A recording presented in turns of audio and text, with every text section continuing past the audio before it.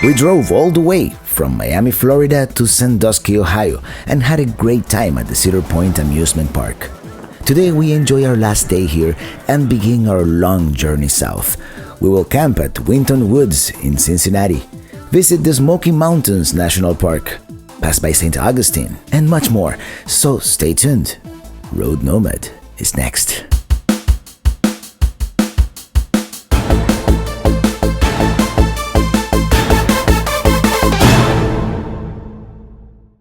Hi, we're back. We bid our last farewell to the Cedar Point Amusement Park, where we have been riding thrill rides and roller coasters for the last 2 days.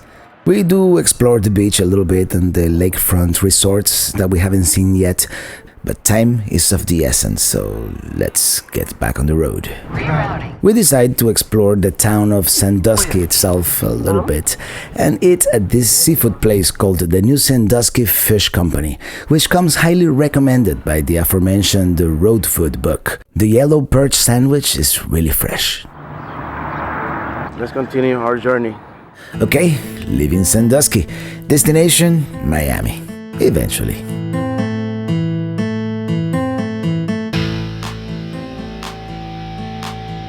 The straightest way south is through this two-lane road, Highway 4, which is also called the Columbus-Sandusky Highway. Wonder why? It is a refreshing break from the interstate. At least we get to see some of the small towns of the Ohio countryside, such as this one called Attica.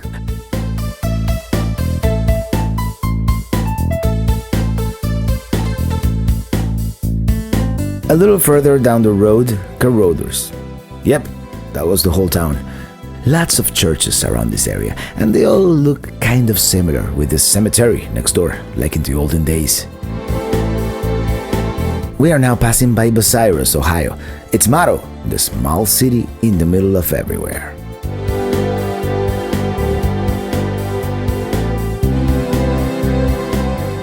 A few miles south, we merge into I-71, and soon after, arrive at the city of Columbus, Ohio's capital. There's nowhere to park our rig in the downtown area, so we're just going to drive around a little bit. We pass by the state's Capitol building. After our perilous drive through downtown, we cross the Scioto River in order to eat at the White Castle, one of those hamburger chains that never made it down to Florida. South we go. We're going to spend the night at the beautiful Winton Woods campground near Cincinnati.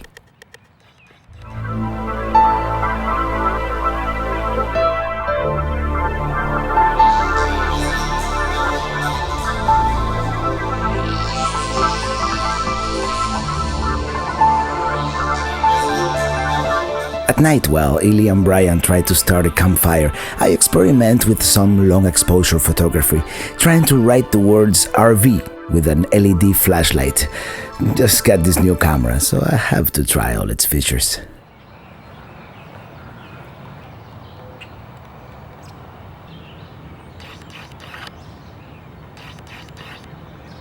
It is a beautiful morning in the Winton Woods campground, and it feels like we should stay here for at least the whole weekend, but we must continue on our journey south. We're taking I-75. Were we to continue on this road non-stop for another 16 hours, we would arrive at Hialeah, Florida, just to the northwest of Miami.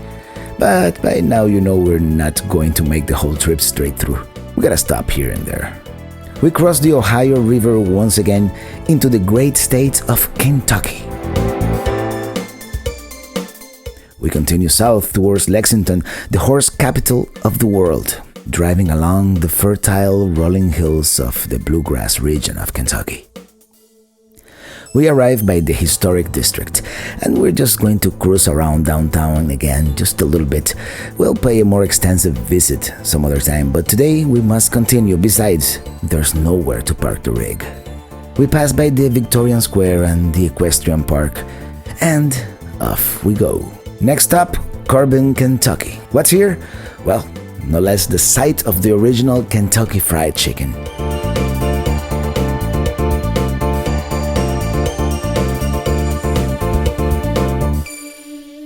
There's a museum where we get to see the kitchen where Colonel Harlan Sanders developed his secret formula.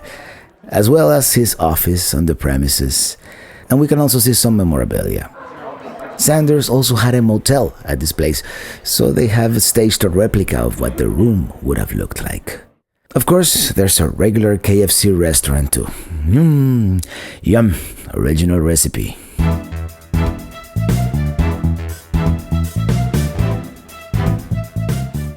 South and south we go, and before we know it, we are in Tennessee.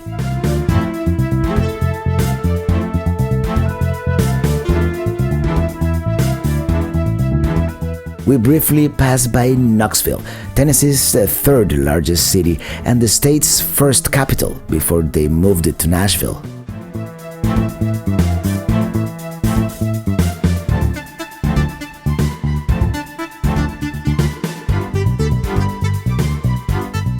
Okay, I've been driving for too long, so I'm going to take a break. You guys stretch your legs while I have an adult beverage.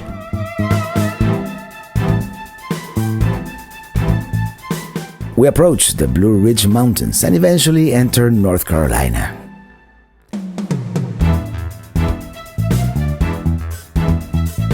We find the Blue Ridge Parkway and then the Hintuga Ridge Road.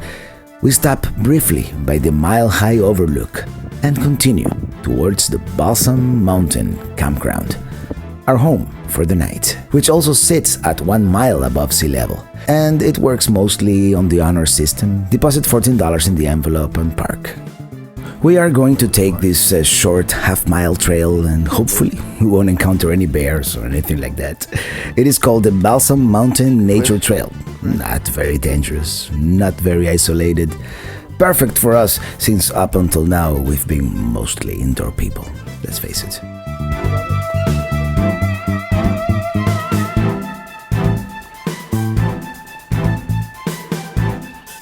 And we're back on the main road. That wasn't that bad.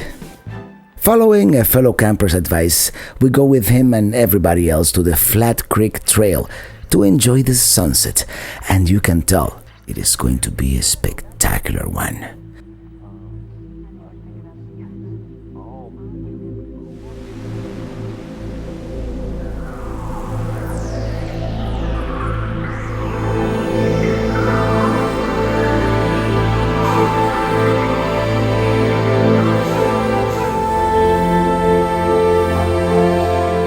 One of the other photographers told me that the best colors are just after the sun sets, not before.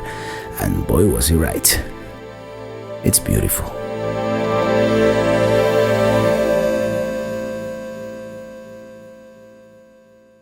At night, I try to experiment some more with my new DSLR camera, trying to get one of those long exposures of the night sky that you've seen in magazines. And this place is perfect. It's a clear night, there's very little light pollution, and then the moon comes out to ruin my shot. I still take some cool pictures, don't get me wrong, like this moonlit shot that looks like daylight. See the stars? And this one where I accidentally caught a shooting star in the sky. And our neighbors seem to be enjoying a campfire under the full moon. Good night. Good morning from the Smoky Mountains. Let's check out this Masonic monument nearby. The Masonic marker was built by Freemasons from all over the world, with stones from 41 countries in 5 continents. It's a symbol of the universality of Masonry. This fence was erected afterwards in 1954 to protect the monument from vandalism, and the roof later on to protect it from the weather. Back to the RV. In the wilderness.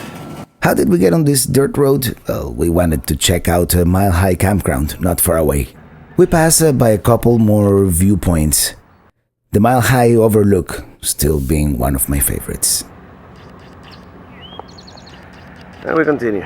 Next, we go to the Cherokee Indian Reservation. They have this big casino in the middle of the mountains. They have this Cherokee Indian Museum, which had we had more time, we would probably visit. But right now, we're really hungry, so we're going to have the lunch buffet at this place called Granny's. Not spectacular, but good. Great fried chicken, actually. And hey, if the sheriff is here, it can't be bad. We re-entered the Great Smoky Mountains National Park. All this time, I thought we were already in the park. Silly me. We are on our way to Klingman's Dome, the highest point in the Smokies. But first, let's check out this creek. There's some dude meditating by the water, and I have a distinct feeling we are interrupting his trance. Sorry, guy.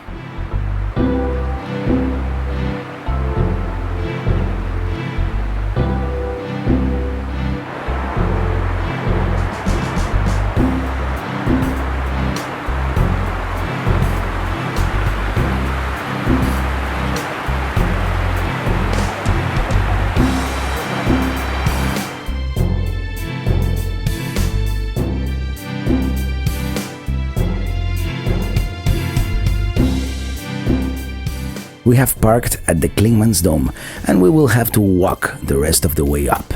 A few feet away from the top, we encounter the Appalachian Trail, one of the most famous trails in the US. It is over 2,000 miles long, and it goes all the way from Georgia to Maine, and this is its highest point. Here I am walking on the actual trail. Hopefully someday we'll be able to do at least a section of the AT, as it is abbreviated.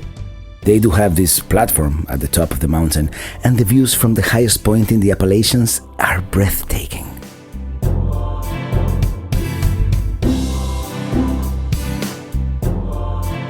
There is the town of Gatlinburg in the distance, and Balsam Mountain, where we slept last night. Down we go. What goes up must always go down. It is much easier on the way down, I can vouch for that.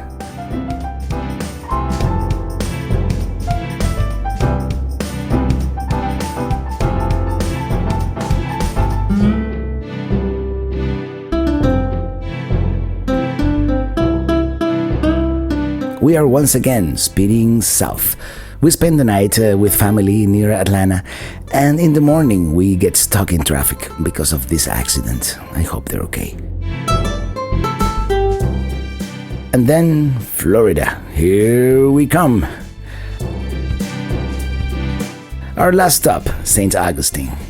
We camp at the KOA for the night. In the morning, we take a taxi to the historic center of St. Augustine, the oldest city in the USA, founded by Spaniards in 1565.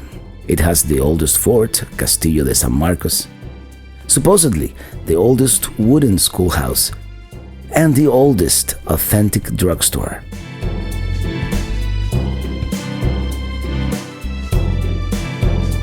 There's this cemetery, and it's all in all very picturesque.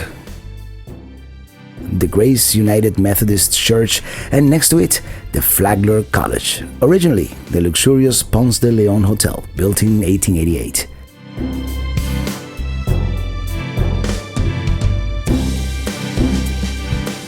We also pass by the lighthouse on Anastasia Island. However, we're not going to climb to the top this time. We're just going to enjoy this park with all these beautiful trees. We go back into the old city one last time, this time, however, in the RV.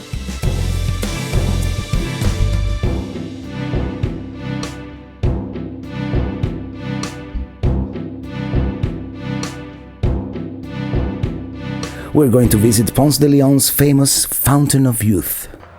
We are greeted by peacocks by the parking lot. Actually, the peacocks are everywhere. The whole place is supposedly an archaeological park with many attractions. Apparently, we just missed the firing of the cannon. That would have been neat. But we get to see the presentation about the Timucua Indians, the original inhabitants of these lands. He demonstrates the weapons the Timucua Indians used to hunt and to defend themselves. It looks like this cannon has seen better days. Statue of Mr. Ponce de Leon. Now let's check out the main attraction, the Fountain of Youth. They have some rather crude animatronics of the Indians and Ponce de Leon, and of course, the fountain. The water doesn't taste very good, and I know it's all a tourist trap. The whole town is. But hey, I feel younger already. All good things come to an end, and this one is unfortunately pretty much done.